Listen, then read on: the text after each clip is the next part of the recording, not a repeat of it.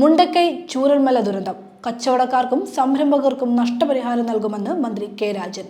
SIR അന്തിമ പട്ടികയിൽ ഉൾപ്പെട്ടത് 2.69 കോടി പേർ. നമസ്കാരം. ഈ ദിവസത്തെ ഏറ്റവും പ്രധാനപ്പെട്ട വാർത്താവിശേഷങ്ങളുമായി ജനയുഗം ടോപ്പ് 10 ന്യൂസിലേക്ക് സ്വാഗതം.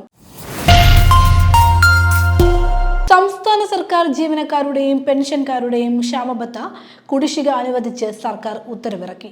10% കുടിശ്ശികയാണ് അനുവദിച്ചത്. ഇത് മാർച്ചിലെ ശമ്പളത്തോടൊപ്പം കിട്ടും. കുടിശ്ശിക ഈ സാമ്പത്തിക വർഷം തീർക്കുമെന്ന് ധനമന്ത്രി KN ബാലഗോപാൽ ബജറ്റിൽ പ്രഖ്യാപിച്ചിരുന്നു. എന്നാൽ ഇതിന് മുൻകാല പ്രാബല്യമില്ല. പുതിയ ഉത്തരവ് പ്രകാരം സർക്കാർ ജീവനക്കാർക്ക് 35% നിരക്കിൽ TA ലഭിക്കും. കഴിഞ്ഞ ആഴ്ച അനുവദിച്ച 3% പിന്നാലെയാണ് ഇപ്പോൾ 10% കുടിശ്ശിക കൂടി അനുവദിച്ചിരിക്കുന്നത്. കേന്ദ്ര തെരഞ്ഞെടുപ്പ് കമ്മീഷൻ നടപ്പാക്കിയ വോട്ടർ പട്ടിക തീവ്ര പുനഃപരിശോധനയിൽ അന്തിമ പട്ടികയിൽ ഉൾപ്പെട്ടത് 2.69 കോടി പേർ. SIR നടപടികൾ ആരംഭിക്കുമ്പോൾ 2.78 കോടി വോട്ടർമാരാണ് സംസ്ഥാനത്തുണ്ടായിരുന്നത്. ഇതുമായി താരതമ്യം ചെയ്യുമ്പോൾ 8.97 ലക്ഷം പേരുടെ കുറവാണുള്ളത്. എന്യൂമറേഷൻ ഘട്ടത്തിലും ഹിയറിംഗ് ഘട്ടത്തിലുമാണ് വോട്ടർമാർ പുറത്തുപോയത്. SIR തുടങ്ങുമ്പോഴുള്ള 2.78 കോടി വോട്ടർമാരിൽ കണ്ടെത്താനാകാത്തവരെന്ന് കണക്കാക്കി 24.02 ലക്ഷം പേരെ ഒഴിവാക്കി കരട് പട്ടിക തയ്യാറാക്കിയിരുന്നു. അപ്പോൾ ആകെ വോട്ടർമാർ 2.54 കോടിയായി ചുരുങ്ങി. വയനാട്ടിലെ മുണ്ടക്കൈ ചൂരൽമല ഉരുൾപൊട്ടലിൽ സർവ്വതും നഷ്ടപ്പെട്ട കടയുടമകൾക്കും സംരംഭകർക്കും കൈത്താങ്ങായി സംസ്ഥാന സർക്കാർ. കടകളും സംരംഭങ്ങളും നഷ്ടപ്പെട്ടവർക്ക് സർക്കാർ ധനസഹായം നൽകുമെന്ന് റവന്യൂ മന്ത്രി കെ രാജൻ പറഞ്ഞു. പ്രത്യേക മന്ത്രിസഭാ യോഗത്തിന് ശേഷം മാധ്യമങ്ങളോട് സംസാരിക്കുകയായിരുന്നു മന്ത്രി. 52 ഉടമസ്ഥരുടെ 126 കടമുറികൾക്ക് നഷ്ടപരിഹാരം നൽകും. ഓരോ ഉടമയുടെയും ആദ്യത്തെ കടമുറിക്ക് 7 ലക്ഷം രൂപയും തുടർന്ന് വരുന്ന ഓരോ അധിക കടമുറിക്കും 2.5 ലക്ഷം രൂപയും നൽകും. എല്ലാ കടമുറികൾക്കും ഈ ആനുകൂല്യം ലഭിക്കുമെന്ന് മന്ത്രി പറഞ്ഞു. മങ്കട സദാചാരക്കൊലയിൽ 5 പ്രതികൾക്കും ജീവപര്യന്തം. മങ്കട കൂട്ടിൽ നായകത്ത് അബ്ദുൽ നാസർ, സഹോദരൻ ഷറഫുദ്ദീൻ, പട്ടിക്കോത്ത് മുഹമ്മദ് സുഹൈൽ, പട്ടിക്കോത്ത് അബ്ദുൽ ഗഫൂർ, പട്ടിക്കോത്ത് സക്കീർ ഹുസൈൻ എന്നിവരെയാണ് മഞ്ചേരി 1-ാം അഡീഷണൽ ജില്ലാ സെഷൻസ് കോടതി ജഡ്ജി ജീവപര്യന്തം തടവിന് ശിക്ഷിച്ചത്. 2016 ജൂൺ 28-ന് മങ്കട കൂട്ടിലെ യുവതിയുടെ വീട്ടിലെത്തി നസീറിനെ പരിസരവാസികളായ പ്രതികൾ അനാശാസ്യം ആരോപിച്ച് വടികളും പട്ടികയും ഉപയോഗിച്ച് സംഘം ചേർന്ന് മർദ്ദിച്ച് കൊലപ്പെടുത്തിയെന്നാണ് കേസ്.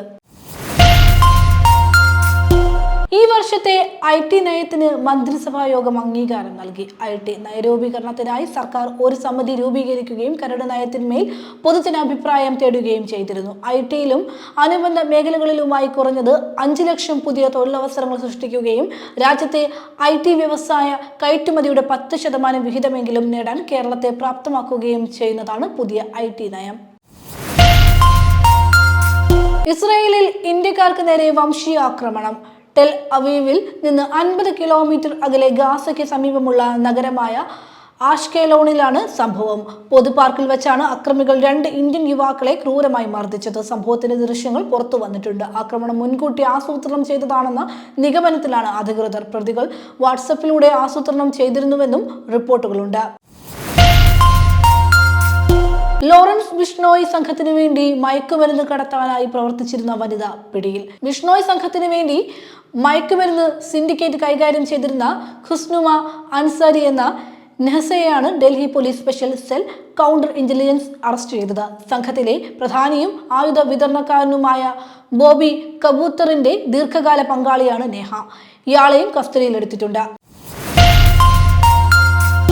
ആലപ്പുഴ മെഡിക്കൽ കോളേജിൽ ശസ്ത്രക്രിയക്കിടെ വീട്ടമ്മയുടെ വയറ്റിൽ ഉപകരണം മറന്നുവെച്ച സംഭവത്തിൽ അന്വേഷിക്കാൻ 4-അംഗ സംഘത്തെ നിയോഗിച്ചതായി medical college principal doctor B Padmakumar. Punnapra സ്വദേശിനി ഉഷ ജോസഫിന്റെ വയറ്റിൽ നിന്ന് ഉപകരണം കണ്ടെത്തിയ സംഭവം വിവാദമായതിന് പിന്നാലെ വിളിച്ചു ചേർത്ത വാർത്താ സമ്മേളനത്തിലാണ് ഇക്കാര്യം പറഞ്ഞത്. RMO ഡോക്ടർ ലക്ഷ്മി ചെയർമാനായി 4-അംഗ സംഘം വിശദമായി അന്വേഷിക്കും. ഇന്ത്യൻ മഹാസമുദ്രത്തിനും തെക്ക് കിഴക്കൻ ബംഗാൾ ഉൾക്കടലിനും മുകളിലായുള്ള ചക്രവാത ചുഴിയുടെയും ന്യൂനമർദ്ദത്തിന്റെയും സ്വാധീന ഫലമായി സംസ്ഥാനത്ത് അടുത്ത ദിവസങ്ങളിൽ മഴയ്ക്ക് സാധ്യതയുണ്ടെന്ന് കേന്ദ്ര കാലാവസ്ഥാ വകുപ്പിന്റെ മുന്നറിയിപ്പ്. ഇടിമിന്നലോടുകൂടിയ ഒറ്റപ്പെട്ട ശക്തമായ മഴയ്ക്കുള്ള സാധ്യതയാണ് പ്രവചിക്കപ്പെട്ടിരിക്കുന്നത്. മണിക്കൂറിൽ 30 കിലോമീറ്റർ മുതൽ 40 കിലോമീറ്റർ വരെ വേഗതയിൽ ശക്തമായ കാറ്റിനും സാധ്യതയുണ്ടെന്നും കേന്ദ്ര കാലാവസ്ഥാ വകുപ്പ് അറിയിച്ചു. ഇടിമിന്നലിന് സാധ്യതയുള്ളതിനാൽ സംസ്ഥാന ദുരന്ത നിവാരണ അതോറിറ്റി പൊതുജനങ്ങൾക്കായി ജാഗ്രതാ നിർദ്ദേശങ്ങൾ പുറപ്പെടുവിച്ചു. മുഗൾ ചക്രവർത്തി ബാബറിന്റെയോ ബാബറി മസ്ജിദിന്റെയോ പേരിൽ പള്ളികളോ മറ്റ് മതപരമായ നിർമ്മിതികളോ പണിയുന്നത് നിരോധിക്കണമെന്ന് ആവശ്യപ്പെട്ടുള്ള ഹർജി സുപ്രീം കോടതി തള്ളി. ജസ്റ്റിസുമാരായ വിക്രംനാഥും സന്ദീപ് മേത്തയും അടങ്ങുന്ന ബെഞ്ചാണ് ഹർജി പരിഗണിക്കുന്നത് വിസമ്മതിച്ചത്. കോടതിയുടെ വിയോജിപ്പിനെ തുടർന്ന് ഹർജിക്കാരൻ ഹർജി പിൻവലിച്ചു. ജനയുഗം ടോപ്പ് 10 ന്യൂസിലൂടെ വീണ്ടും കാണാം. കൂടുതൽ വാർത്തകൾക്കും വിശേഷങ്ങൾക്കുമായി ജനയുഗം വെബ്സൈറ്റ്, യൂട്യൂബ് ചാനലുകൾ സന്ദർശിക്കുക.